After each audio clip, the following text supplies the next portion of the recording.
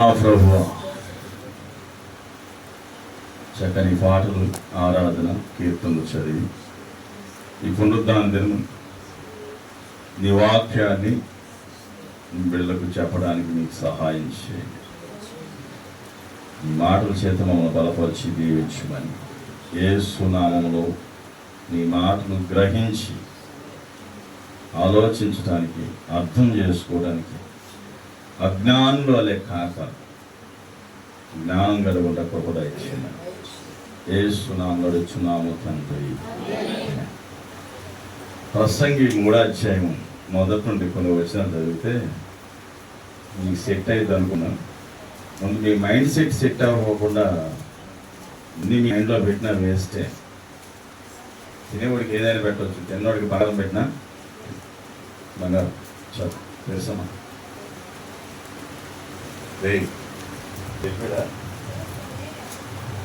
అని అనుకుని ఇక్కడే కూర్చోమన్నా.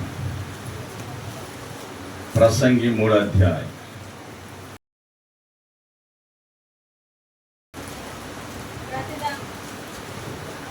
ప్రతిదానికి సమయం కలదు, పుట్టుకకు చప్పుటకు బాగు చేయుటకు,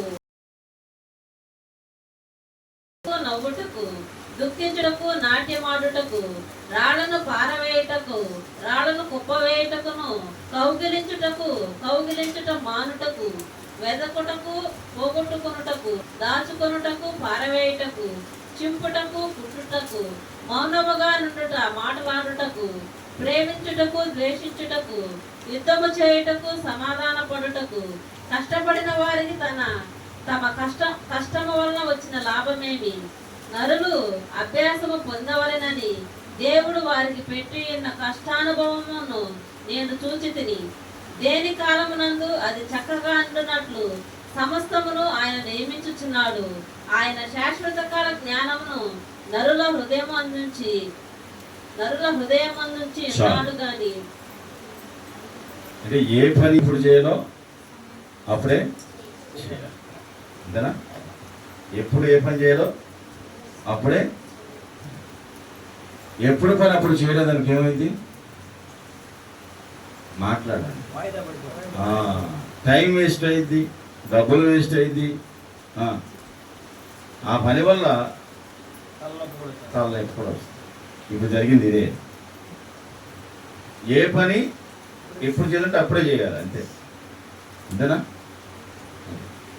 అందుకనే సోమరి చీమల దగ్గరికి వెళ్ళి జ్ఞానం నేర్చుకో,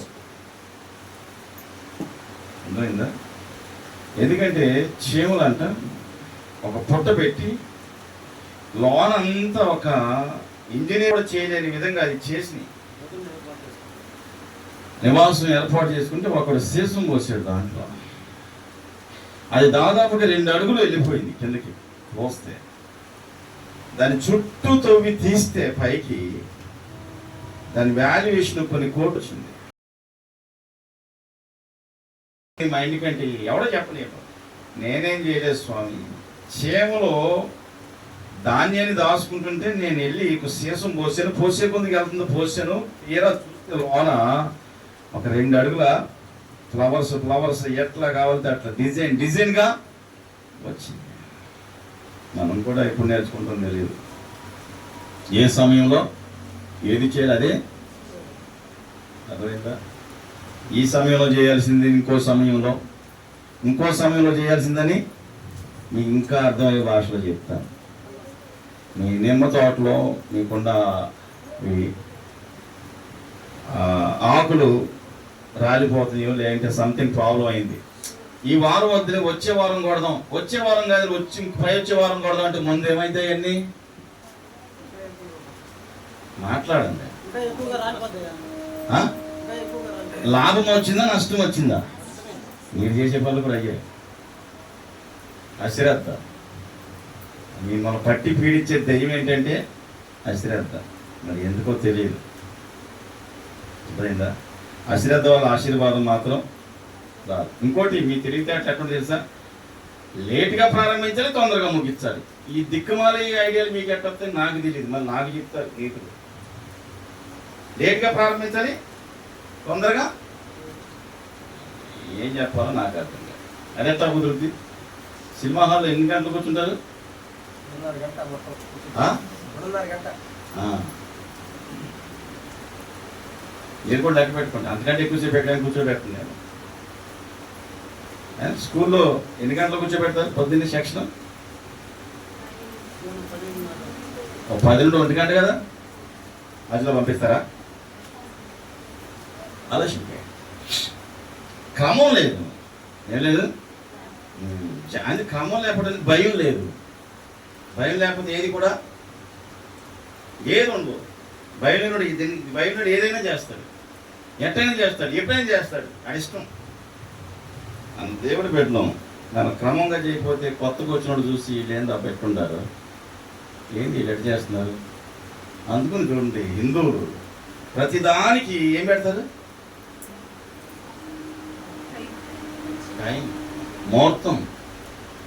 అందుకున్నాడు సక్సెస్ అవుతారు. మరి మనకు దరిద్రం ఏంటి తెలుసా? ఓ టైం ఉండదు, ఓ పద్ధతి ఉండదు, ఓ పాడు ఉండదు, ఎప్పుడు పడితే అప్పుడు ఏది పడుతుంది. మరి దేవుడా ఇంత పొడుగు చెప్తాం, అరుచుకుంటారు. దీవించు ఏమని? ఎందుకు దీవించాలి? అందుకని ఏ సమయంలో ఏది చేయాలో ఏదైనా సరే అన్నీ చేస్తాం శ్రద్ధగా. బయట పనులు ఇంకా శ్రద్ధగా చేస్తాం. పెళ్లి దినము, సాగు, తద్దినం అన్నిటికీ టైం. అబ్బా సెటప్ కూడా అదిరిపోద్ది. ఈ మాటలు నేను గుడ్ ఫ్రైడేకి తిట్టాను అందరినీ మొన్న. ఇప్పుడు మిమ్మల్ని ఎలా చూస్తాను. అన్నిటికీ సెట్టింగు. రేపు పెళ్లికి వెళ్ళాలంటే పోసలో గాజులు, దాంట్లో అబ్బా బ్యాండీ మేళం బ్యాచ్ అంతా ఎంత దానికుండా సిద్ధపాటు ఉంది. చర్చికి వెళ్ళాలంటే లేదు. ఆ చర్చే నువ్వేమో కేర్లెస్గా ఉండాలి, దేవుడు మాత్రం నిన్ను సాధ్యమేదా? జాగ్రత్త. నువ్వెంత శ్రద్ధ చూపితే, నువ్వు ఎన్ని అడుగులు వేస్తే అన్ని అడుగులు వస్తాయి. నువ్వు లెక్కలేంత అనుకుంటే నీ జీవితంలో కూడా దేవుడు కూడా దాన్ని గుర్తుపెట్టుకో. ఏ సమయంలో ఏ పని చేయాలో బాగా నేర్చుకోండి. అర్థమైందా? ఏ సమయంలో ఏ పని నేర్చుకోండి. అనవసరం సమయం వృధా. అర్థమైందో? మళ్ళీ నేను మీకు చెప్పడం కూడా ఇది అనవసరమైన మాటలు మీకు చెప్పడం. మీరు చేసిందే నాకు కావాలి. అర్థమైందా? అది మీ సీనియర్ కదా గొల్లపల్లుడు. ఈరోజు లేట్కి వెళ్తాం, పాస్టర్ గారు మనల్ని వేసుకుంటాడు, కంపల్సరీగా తిడతాడని కూడా వస్తున్నారంటాడు. ఎంత సిగ్గు లేకుండా చూడండి.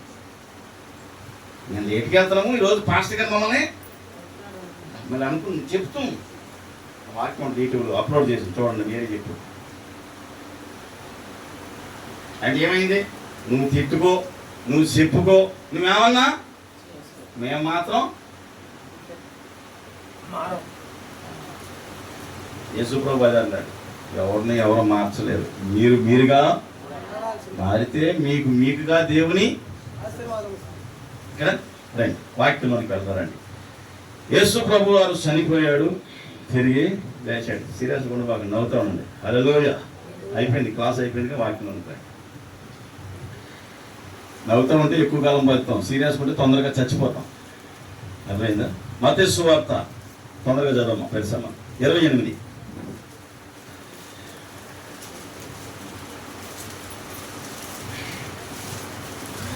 విశ్రాంతి దినము గడిచిపోయిన తరువాత దానికంటే ముందు ఒక చిన్న సబ్జెక్ట్ చూద్దామా?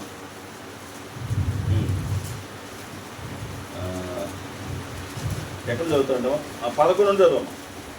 11. వారు వెళ్ళుచుండగా కావలి వారిలో కొందరు పట్టణంలోనికి వచ్చి జరిగిన సంగతులన్నిటినీ ప్రధాన యాజకులతో చెప్పిరి. కాబట్టి వారు పెద్దలతో కూడి వచ్చి ఆలోచన చేసి ఆ సైనికులకు చాలా ద్రవ్యం ఇచ్చి, మేము నిద్రపోవచ్చుండగా అతని శిష్యులు రాత్రి వేళ వచ్చి అతనిని ఎత్తుకొని పోయిరని మీరు చెప్పుడి. ఇది అధిపతి చెవినబడిన ఎడల మేము అతనిని సమ్మతిపరచి మీకేమీ తొందర కలుగకుండా చేతుమని చెప్పిరి. అప్పుడు వారు ఆ ద్రవ్యము తీసుకొని తమకు బోధింపబడిన ప్రకారము చేసిరి. ఈ మాట యూదులలో వ్యాపించి నేటి వరకు ప్రసిద్ధమై ఉన్నది. ఏది ప్రసిద్ధమైంది? యేసు ప్రభు లేగలేదు, ఆయన శిష్యులు వచ్చి ఆయన ఎత్తుకొని వెళ్ళిపోయారు. ఇది ప్రసిద్ధి అయింది. అబద్ధము నిజం గుమ్మం దాటే లోపల అబద్ధం ఊరు దాటేసింది. ఏది నిజం? 28 మొదటి నుండి. విశ్రాంతి దినము గడిచిపోయిన తరువాత ఆదివారమున తెల్లవారుచుండగా మగ్దలేని మరియు సమాధిని చూడవచ్చిరి. ఇదిగో, ప్రభువు దూత పరలోకం నుండి దిగివచ్చి రాయి పొర్లించి దాని మీద కూర్చుండెను. అప్పుడు మహా భూకంపము కలిగెను. ఆ దూత స్వరూపము మెరుపు వలె నుండెను. అతని వస్త్రము మహిమంత తెల్లగా నుండెను. అతనికి భయపడుట వలన కావలి వారు వణికి చచ్చిన వారి వలె నుండిరి. దూత ఆ స్త్రీలను చూచి, మీరు భయపడకుడి, సిలువ వేయబడిన యేసును మీరు వెదుకుచున్నారని నాకు తెలియను. ఆయన ఇక్కడ లేడు, తాను చెప్పినట్టే ఆయన లేచి ఉన్నాడు. రండి, ప్రభువు పండుకొనిన స్థలము చూచి త్వరగా వెళ్ళి ఆయన మృతుల్లో నుండి లేచినాడని ఆయన శిష్యులకు తెలియజేయుడి. ఇది అర్థమైందా? వాస్తవం ఏంటి? పరలోకుండా దోత వచ్చింది, సమాధి తెరవబడింది, ప్రభు లేచాడు. ఇది వాస్తవం. వాడేం చెప్తున్నారు? శిష్యులు వచ్చి ఎత్తుకెళ్ళిపోతున్నారు. ఇంకో క్లారిటీ కోసం లాస్ట్కి రండి. ఓకే, 62 27-62. మరునాడు అనగా సిద్ధపరచు దినము. మరునాడు అనగా సిద్ధపరచు దినమునకు మరుసటి దినమున ప్రధాన యాజకులను పరిసయ్యులను పిలాతు నద్దకు కూడి వచ్చి, అయ్యా, ఆ వంచకుడు సజీవుడై ఉన్నప్పుడు 3 దినములైన తరువాత నేను లేచెదనని చెప్పినది మాకు జ్ఞాపకమున్నది. కాబట్టి 3వ దినము వరకు సమాధిని భద్రము చేయని ఆజ్ఞాపించుము. వాని శిష్యులు వచ్చి వాన్ని ఎత్తుకొని పోయి ఆయన మృతులలో నుండి లేచినని ప్రజలతో చెప్పుదురేమో. అప్పుడు మొదటి వంచన కంటే కడపటి వంచన మరి చెడ్డదై ఉండునని చెప్పిరి. అందుకు పిలాతు, కావలి ఉన్నవారు కదా, మీరు వెళ్ళి మీ చేతనంతైన మట్టుకు సమాధిని భద్రము చేయడని వారితో చెప్పెను. వారు వెళ్ళి కావలి వారిని కూడా ఉంచుకొని రాతికి ముద్ర వేసి సమాధిని భద్రము చేసిరి. యేసు ప్రభు సమాధిని లెగుస్తాడని లేవలేదా? హల్లెలూయా. ఈ మాట ఎవరికి తెలిసింది? 3వ దినాన లెగుస్తాడని చెప్పాడు. పొరపాటుని లెగను కూడా లెగొచ్చు. కనుక మీరేం చేస్తారు? కావలగాయండి, ముద్ర వేయండి, అన్ని సెక్యూరిటీ ఉంచాడు. మరి దేవుని దోత వచ్చింది, భూకంపం వచ్చింది, సమాధి తెరవబడింది, వెళ్ళిపోయారు. ఇప్పుడు వెళ్ళిపోయిన తర్వాత ఏం చెప్పన్నాడు? డబ్బులు ఇచ్చేసి, లంచం ఇచ్చేసి యేసు ప్రభు శిష్యులు తీసుకెళ్ళిపోయారని చెప్పండి. ఇప్పుడు యేసు ప్రభు లేచినని చెప్పట్లా. ఇది ప్రసిద్ధి చేసింది. అర్థమవుతుందా? ఇప్పుడు చాలా మంది క్రైస్తవ్యంలో వచ్చే మార్పులు ఏంటంటే ఇవే. అబద్ధాలు ఈజీగా నమ్ముతాం, నిజాలు తెలుసుకునే లోపల అవునా నేను మోసపోయానా ఈజీగా. 2 గంటల వాక్యని పక్కింటోళ్ళు ఏది చెప్తే టక్కని చేసేస్తారు. పాస్టర్ గారు చెప్పింది మాత్రం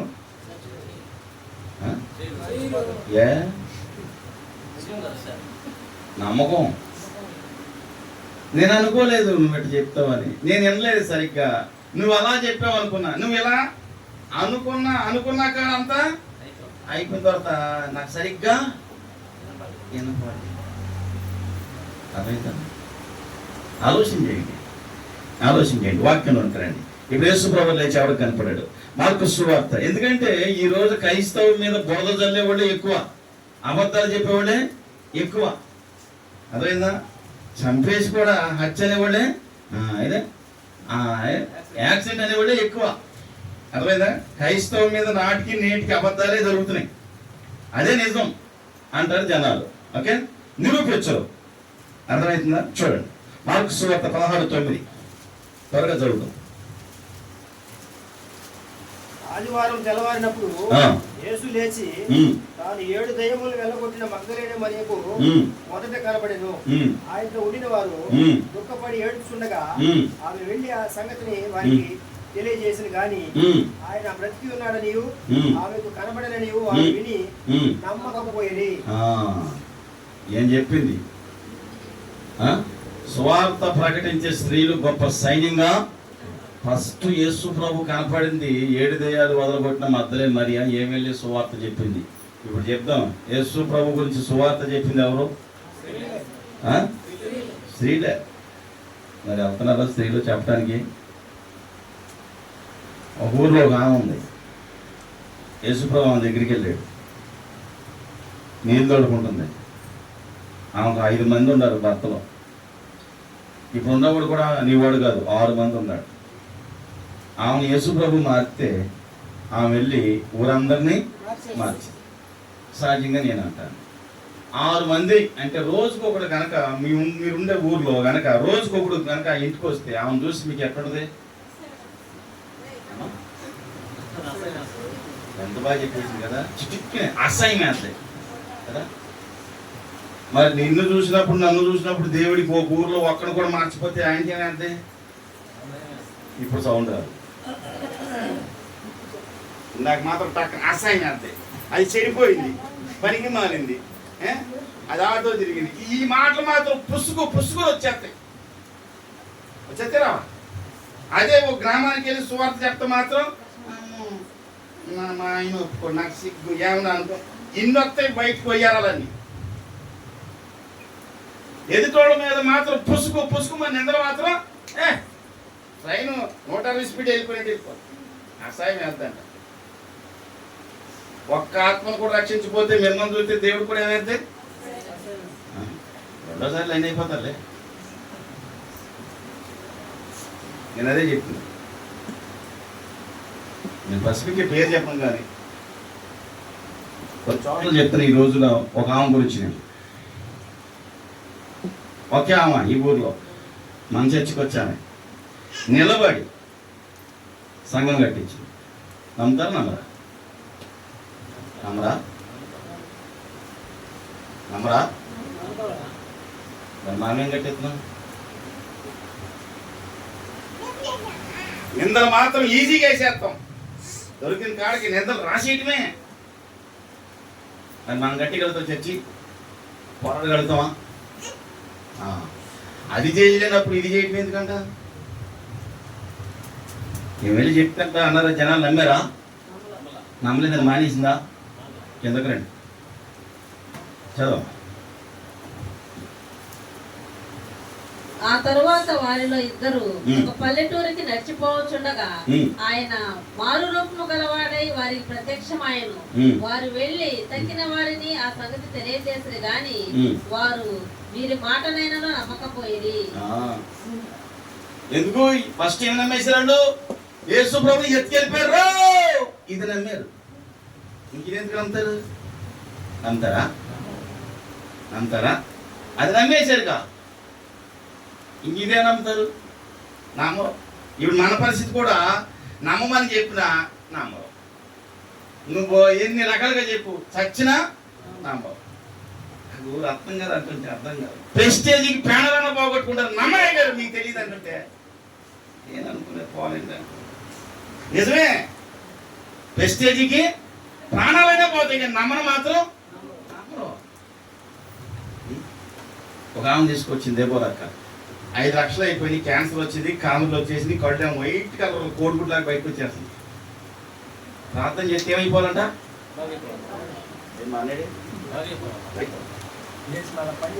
మరి డైరెక్ట్గా వెళ్ళిపోవాలి.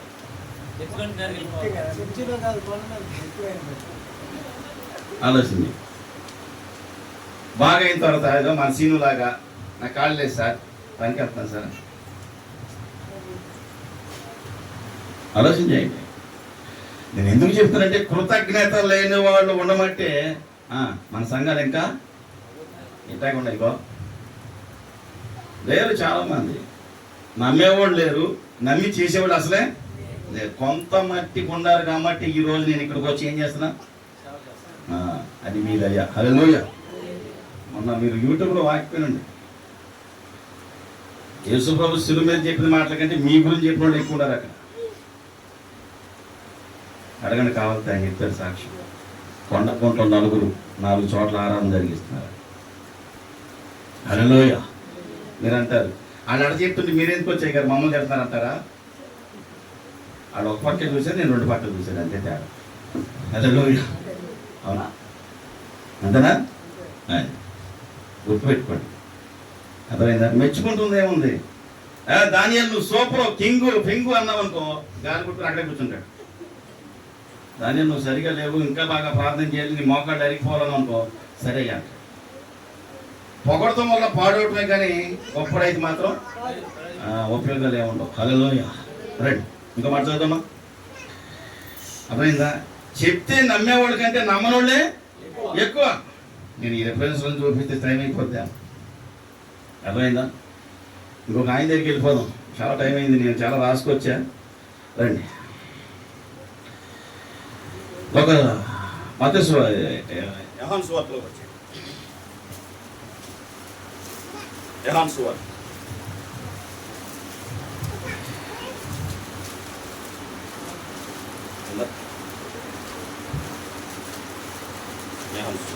ఓకే,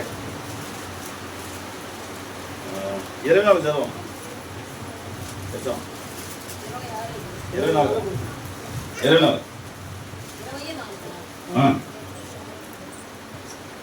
వారిద్దరూ 20:4 యోహాను సువార్త. యేసు వచ్చినప్పుడు, రైట్ సైడ్ అమ్మా కింద 24. యేసు వచ్చినప్పుడు 12 మందిలో ఒకడైన దిదుమ అనబడిన తోమా వారితో లేకపోయెను కనుక తక్కిన శిష్యులు మేము ప్రభువును చూచితిమని అతనితో చెప్పగా అతడు నేను ఆయన చేతులలో మేకుల గుర్తును చూచి నా వేలు ఆ మేకుల గుర్తులలో పెట్టి నా చెయ్యి ఆయన ప్రక్కలో ఉంచితేనే గాని నమ్మనని వారితో చెప్పాడు. ఎంత మంచివాడు కదా, 3.5 సంవత్సరాలు తిన్నాడు, చచ్చిపోయిన వాళ్ళు లేపితే చూశాడు, కుష్టి వేదనను బాగు చేస్తుంటే దగ్గరుండి చూశాడు, చనిపోయిన లాజరును పిలిస్తే వస్తుంటే దగ్గరుండి, చనిపోయిన చిన్నదాన్ని లేపితే దగ్గరుండి అన్నీ చూసి ఆయన శిష్యుడే. 12 మంది ఉన్నప్పుడు అంట యేసుప్రభు ఒకడు లేడు, తోమ లేనప్పుడు యేసుప్రభు వచ్చాడు. వచ్చినప్పుడు నేను యేసుప్రభు చూసామంటే, మీకులా కాదురా, నేను మామూలుని కాదు, తాగిన చెప్పి నేను మామూలుని కాదురా, నేను అందరిలాంటి కాదు, నేను స్పెషల్. నేను స్పెషల్ రా, నేను అందరిని నమ్మను, ఈజీగా నమ్మను.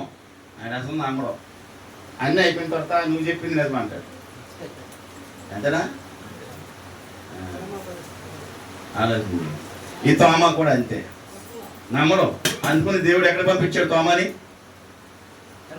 చెన్నైకా కేరళకి పంపించాడు. కేరళ నుండి చెన్నైకి వచ్చాడు. సువార్త తీసుకొచ్చింది, వాక్యం చెప్పింది చెన్నై. ఎవరికి చెప్పాడు? అయ్యోర్లకి, పూజారులకి చెప్పాడు. ఫస్ట్ ఈ దేశంలో పూజారులు దేవుడు నమ్ముకుంది. ఇప్పుడు పేరేంటి? మాలామాది కూడా దేవుడు. సింపుల్, ఒక ట్యాగ్ దగ్గర ఇచ్చేసి చేసుకోవాలి, మన దగ్గర చేస్తారు. అసలు నమ్ముకుందే పూజారులు. ఆడు కూడా ఎందుకు నమ్ముకున్నారు? వీళ్ళందరూ ఎత్తి నీళ్లు పైకి ఎత్తున్నారు. థామస్ షిప్లో వచ్చి అంటున్నాడు, ఈ పైకి ఎత్తే పైన ఉండాలి, కింద దిస్తే కింద ఉండాలి అన్నాడు. అవునా? అది ఎట్లా ఉంటుంది? మేమేదో చదువుకుంటాం కదండి, అది అట్టాగా ఉంటుంది. చూద్దామన్నాడు, చూద్దామన్నాడు. ఈయన దోషకులు దిస్తే సముద్రం కుదురుకుంటుంది, చూసారు కన్నా. అది తొట్ట నీళ్ళు దిస్తే తగ్గుతాయి.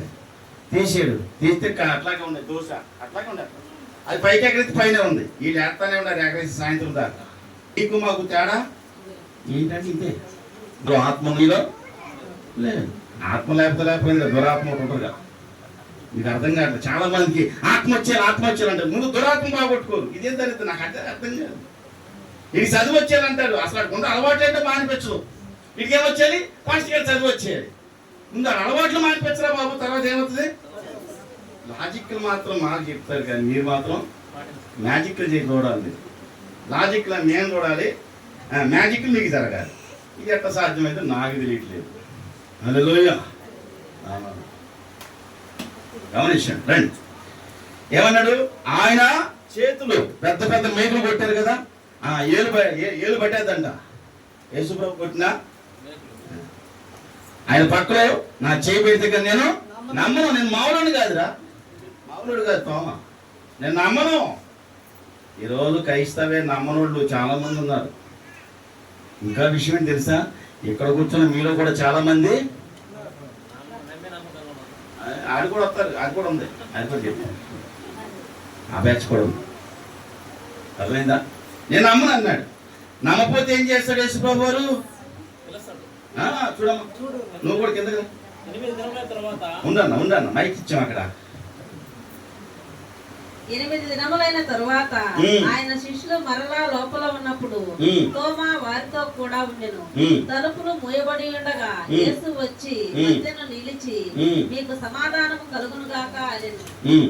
తరువాత ఉమ్. తోమాను చూచి ఉమ్. నీ వేలు ఇటు చూచి నా ఉమ్. చేతులు చూడుము, ఉమ్.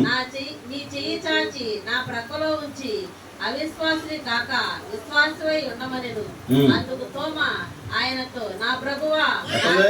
అంటాడు శిష్యులు యేసు ప్రభు లేనప్పుడు ఎట్టుంది? ఏయ్ నేను నమ్మనే. ఇప్పుడు ప్రభువా, దేవా, యేసయ్యా, మొత్తం బేస్ అంతా స్టైల్ అంతా అర్థమైందా? నేను అనుకుంటాను ఈ భూమి మీద మనుషుడు వేసే నాటకాలు శాత కాదు. అర్థమైందా? ఇంకా అందులో పసిఫిక్గా చెప్పాలంటే ఎవరు బాగా వేస్తారు? తిప్పే కళ్ళ తిప్పే. హల్లెలూయా. గమనించండి, గమనించండి దేవుడు బిడ్డలారా ఏమన్నాడు?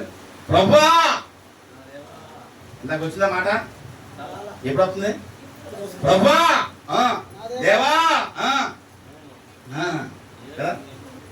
యేసు నీవు చూచి నమ్మితివి, చూడక నమ్మిన వాళ్ళు ధన్యులని. మరియు అనేకమైన ఇతర సూచక్రియలు వలన యేసు తన శిష్యుల ఎదుట చేసెను.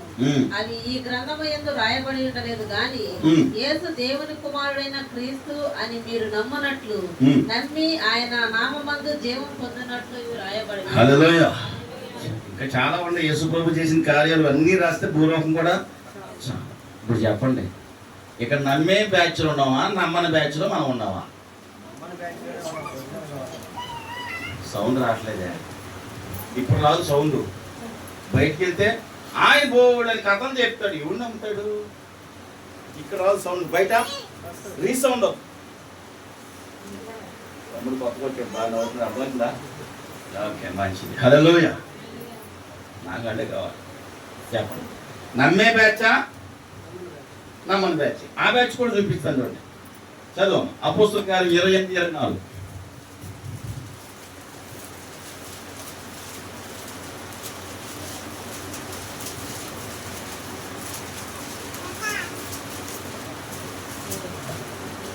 అతడు చెప్పిన సంగతులు కొందరు నమ్మిరి, కొందరు నమ్మకపోయిరి. వారిలో భేదాభిప్రాయములు కలిగినందున పౌలు వారితో ఒక మాట చెప్పిన తరువాత వారు వెళ్ళిపోయిరి. ఏం జరిగిందంట? ఇప్పుడు వాక్యం చెప్తే కొంతమందికి ఏం కలుగుద్ది? కొంతమందికి ఏం కలుగుద్ది? నమ్మకం కలుగుద్ది. కొంతమంది నమ్మరు, ఎంత చెప్పినా నమ్మరు. అర్థమైందా? గమనించండి. అదెందుకు నాకు ఇప్పటికీ అర్థం కాదు. ఇంటి పక్కనోడు చెప్తే నమ్మేస్తారు. ఏమీ తెలియనోడు వచ్చి ఒక బ్యాగ్ వేసుకొచ్చి ఇది అదంతే గబగబా చీమలు వెళ్ళినట్టు వెళ్ళి ఆడు చెప్పింది నమ్మేస్తారు, ఆడు చెప్పింది చేసేస్తారు, సంతకం కూడా పెట్టారు. అవునా, నాకు తెలియదు సార్, నాకు మూదే వచ్చేసింది చెప్తారు కదా. కథలు, ఈ సొల్లు కథలు, సోది కథలు ఇవి తీసుకొచ్చేసింది. 10 సంవత్సరాలు అయిపోయింది నాకు సీనియర్కి ఇందులో. దయచేసి వినండి.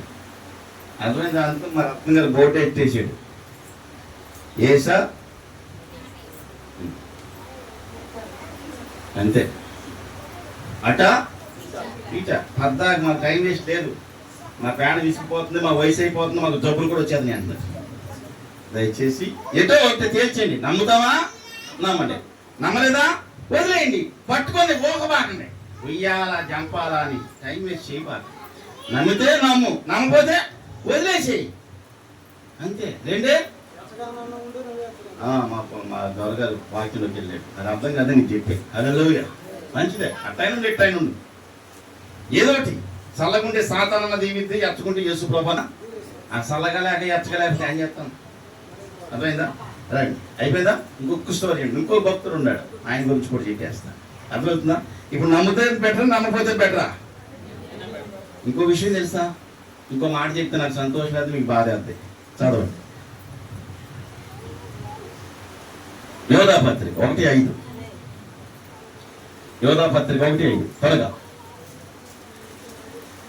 సంగతులన్నీ మీరు ఉండగానే ఉండన్నా మా అన్న స్పీడు ఇది నేర్చుకోరు మా అన్నం చూసి.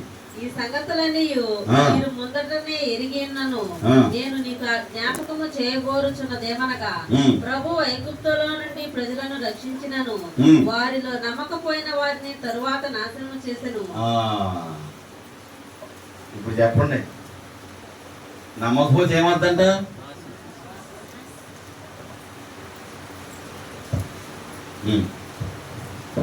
చెప్పండి.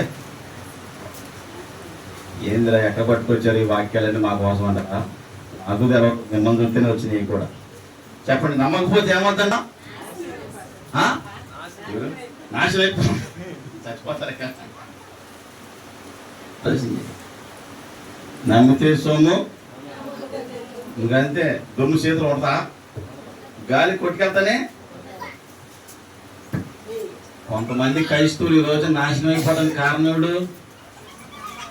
మా పాస్టర్ గారు మంచివాడు కదా.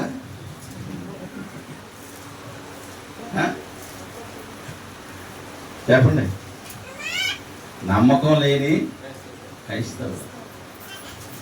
అర్థమైందా? ఆలోచించేయండి.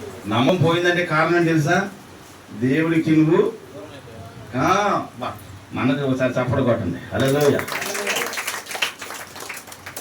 టిక్ టాక్ అంటే పవర్ఫుల్. మా అన్న పొడిచాడంటే ఇంకా అటే పని రక్తం కూడా రాదు, చచ్చిపోవాలి మనిషి. అర్థమైందా? రక్తం రాకుండా పొడిచేస్తాడు మా అన్న. అది కాబట్టి గుర్తుపెట్టుకోండి, నేర్చుకోండి, నమ్మాలి. ఎవరో ఒకరు నమ్మాలి. నమ్మకపోతే పని అవ్వదు. అర్థమైందా? నాదేమి ఇది ఊరు కాదుగా. నా ఊరు మీ అందరూ తెలుసు, నా గురించి కూడా తెలుసు. నన్ను చూశారు, ఆ ఇల్లుని చూశారు, అన్నీ మీరు చూసినోళ్ళే. చూడలేదు బాబా, చూశారు. అర్థమైందా? కాబట్టి గుర్తుపెట్టుకోండి, నాకు ఒక ఊరు ఉంటుంది, నాకు ఒక ప్రాంతం ఉంటుంది. అర్థమైందా? నేను మీ ప్రాంతం వచ్చి చెప్పగలుగుతున్నానంటే నేనేదో గొప్పడని కాదు, మీరు చెప్పలేకపోతున్నారు. నేను చెప్తున్నానంటే కారణం మీరేమవ్వాలా? కనెక్ట్ అవ్వాలి. కనెక్ట్ అయితే లైట్ వెలుగుద్ది. కనెక్ట్ కాకపోతే చిచ్చిపోటు ఉప్పు తీసి, మెయిన్ ఉప్పు తీసి, లైన్ మీని పిలిచి మొత్తం కాలిపోయిందంతా మళ్ళీ వరుస పెట్టి ప్రాసెస్ పెద్ద అయిపోయింది కదా, కష్టాలు అయిపోయింది కదా. గమనించు. కాబట్టి నమ్మకపోతే ఏమవుతుందంట? చెప్పండి. నమ్మపోయాడు ఏమైపోతే? నమ్మపోతే నాశనమే. ఇక అంతే. ఈరోజు చాలా మంది క్రైస్తవులు నాశనం అయిపోవడానికి కారణం ఎవడు? వాళ్ళే. అర్థమైందా? నీ అపనమ్మిక చప్పున నీ జీవితంలో ఏమేను చేయనన్నాడు. మనకు సంగతి ఉన్నాడు. నిజంగా నేను అనుకోలేదు అయ్యా జరుగుద్దని. నేనైతే మరి ఎక్కడ జరిగింది? ఇది ఇంకా అనుకోలేదు. ప్రార్థన మాత్రం ప్రభా అని చేస్తున్నాడు కానీ అనుకోలా, ఇంకా అనుకోలా.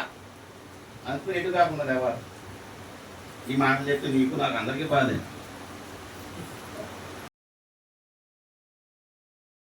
ఎంత సేవ చేసినా నమ్మకం లేకుండా, నువ్వు ఎంత ప్రార్థన చేసినా నమ్మకం లేకుండా, నువ్వు ఎన్ని పొరుగు దండలు ఎట్టినా ఉపయోగం. నేను చెప్తున్నా కానీ నమ్మకం ఎట్టో తెలుసా? నేను అభిలాలు ఉన్నప్పుడు నాటాలు ఉండేది. ఆడామా ఏం గురువు అనేది, చెప్పమ్మా అనేది. రోజు తలనైపోతుందంట, ఒక ట్యాబ్లెట్ ఇమ్మని వెళ్తుంటే ఏనంటారా? ట్యాబ్లెట్ ఇస్తే తగ్గట్లేదట. ఇదే ఎండాకాలం బాగా నాటారు, ఏదో ట్యాబ్లెట్ అంటే ఏమి ఇచ్చేదని ఇట్టే గోక్కుంటే గోనిండా మట్టి వచ్చిందంట. ఇదే ఎండాకాలం గోక్కుంటే ఈ మట్టి తీసి వంట చేసి ఇది వేసుకొని ఇది వేసుకో దెబ్బతో తగ్గిపోద్ది అంటాడు. గప్పులు వేసుకొని నిజంగా తగ్గిపోయింది నాటారన్నాడు. ఏం వేసుకున్నాడు? మట్ట చెమట కొంపురా స్వామి. గోక్కుంటూ వచ్చే కొంపు ముక్కు కాడ పెట్టుకోండి ఆడు. కానీ ఆయన దేని నమ్మాడు? మరి మనం చూపించి ప్రూఫ్ ఇచ్చి ఆధారం ఇచ్చి మొత్తం అడ్రస్ ఇచ్చినా సరే ఎందుకో. మా బాబు లైన్లోకి వచ్చాడు. మొత్తం మోసంలో ఉంది కాబట్టి అలజడి నమ్మకం కుదరడం. హల్లెలూయా. ఇంకొక ఆయన ఉన్నాడు, ఈ భక్తుల గురించి చెప్పేసి సరిపోద్ది. ఈయన ఏమని చెప్పి నమ్మకం వదిలేశాడు శిష్యుడు. ఈయన ఇంకా ఒక అడుగు ముందుకేసాడు భక్తుడు. చూడండి 21 చదువుతాను, 3వ వచనం. 21:3 చెప్పాలి.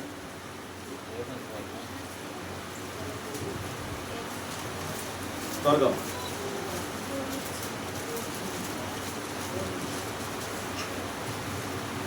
నేను 9కి మిమ్మల్ని వదిలిపెట్టాను. సీమోను పేతురు నేను ఆ, చేపల పట్టబోదనని వారితో యెహోవా స్వార్థ తల్లి వాడికి ఎక్కడ యెహోవా స్వార్థ ఒక రండి చదువు. ఆ పేరు దగ్గర మైక్ ఉంది, బాగా చదువు.